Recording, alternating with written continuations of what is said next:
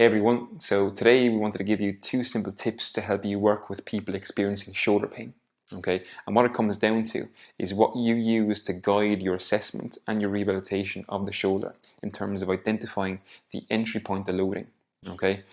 and the way we can do this is by appreciating the mechanical behavior of the segments that make up the shoulder complex during 2 movements, during flexion and during abduction. So we like to think of the shoulder complex as an expression of how the rib cage, the scapula and the humerus all interact, and we can even extend that further up into the head because the head will influence the behavior of the rib cage, and we can extend that further down into the forearm and the hand and wrist because the behavior of those segments will ultimately have an influence on the behavior of the humerus. So if you have a client that comes to see you with a current experience of pain around the shoulder or movement limitations around the shoulder complex, it's important to differentiate that pain experience or that movement limitation between shoulder flexion or humeral flexion and humeral abduction to identify what kind of capacities the client has access to and what capacities they don't have access to. Okay? And the key segmental behavior we're going to look at here is the behavior of the scapula.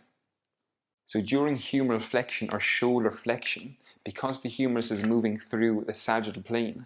the scapula needs to have the capacity to protract or wrap around the rib cage and internally rotate so the glenoid cavity of the socket faces forward to facilitate that humeral flexion. So if the client doesn't have full range of motion through shoulder flexion, a missing capacity may be that ability for the scapula to protract and internally rotate.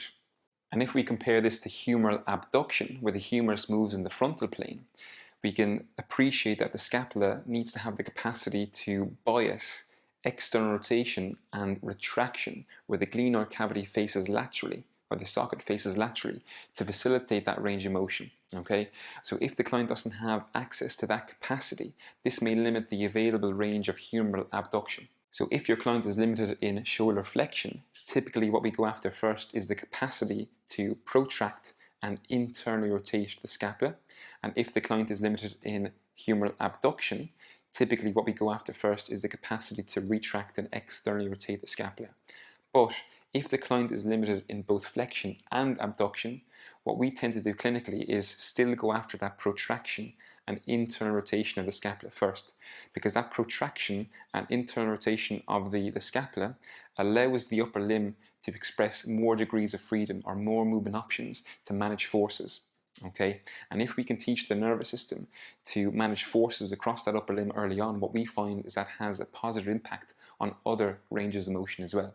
So if you compare that to scapular retraction and external rotation, this is going to limit the movement options that I have available at the upper limb as a whole to manage forces, okay, compared to scapular protraction and internal rotation. Okay, so again, if they're limited in both, we typically go after protraction and internal rotation of the scapula. So the key thing here is appreciating scapular behavior during flexion and abduction motions, and then further appreciating the shoulder complex as an expression of how multiple segments interact with each other. So during rehabilitation, if we can target interactions more, then we can create much more robust treatment and loading plans for our clients.